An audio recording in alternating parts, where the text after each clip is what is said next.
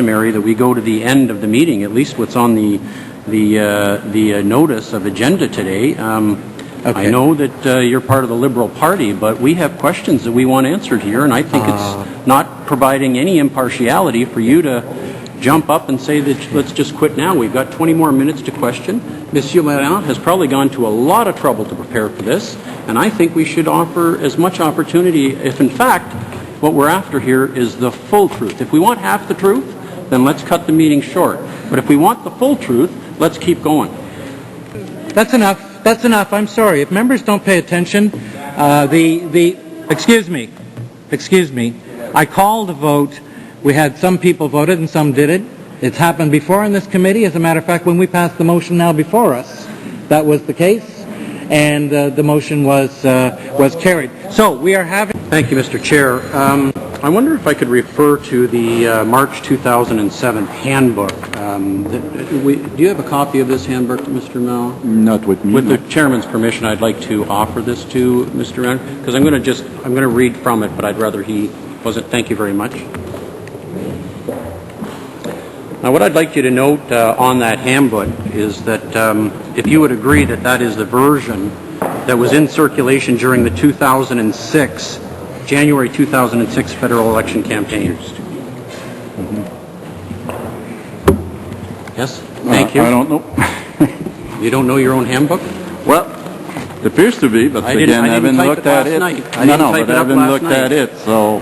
Now, I want you to note on the first page of that document for the elections that started before, it actually says right there on the document that this is to be used for elections that started before January 1st, 2007. Is that what it says in that document? Yes. So that would be the handbook that was in circulation at the time that we're all discussing today, January 2006. Does the election handbook represent the Chief Electoral Officer's interpretation of the Canada Elections Act?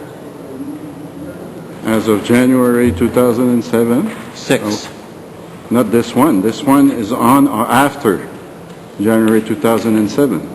Okay, so can you confirm that this is the election handbook that was in circulation at the time of the 2006 election? No, it was. Good, No. thank you. So that version there is not the one. Let me ask you if you have a copy of the one that was in circulation on January 1st, 2007. No. With the chairman, 2007. May I, with the chairman's permission, give you the copy? And I've recorded the pages, noted the pages if I could, that I want to refer to.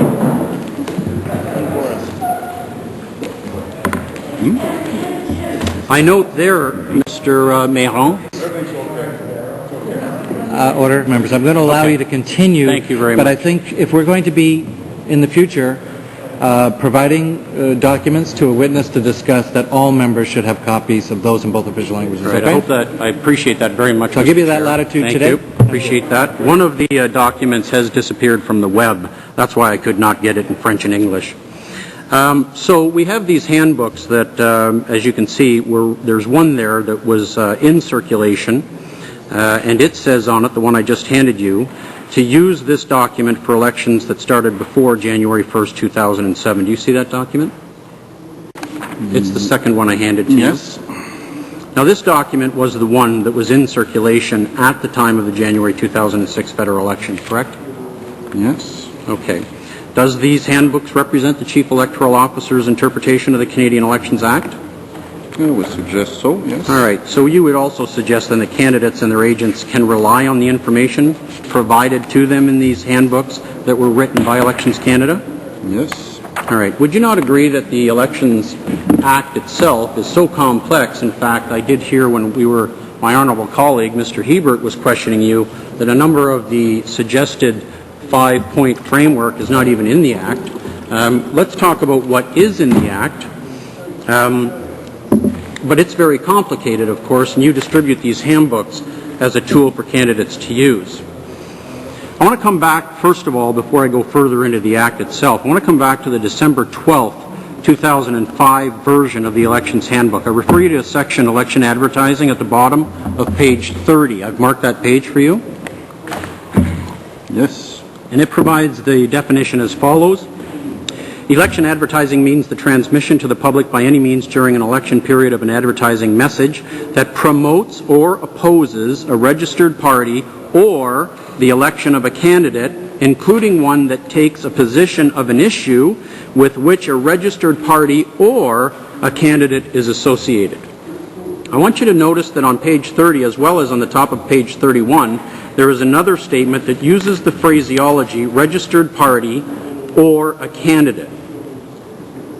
Would you agree that both of these passages refer to advertising that promotes or opposes? I appreciate the questions. I just wanted to point out to the committee that these matters have all been raised before the federal court. Okay. There's been extensive cross-examination on these matters of witnesses from Elections Canada.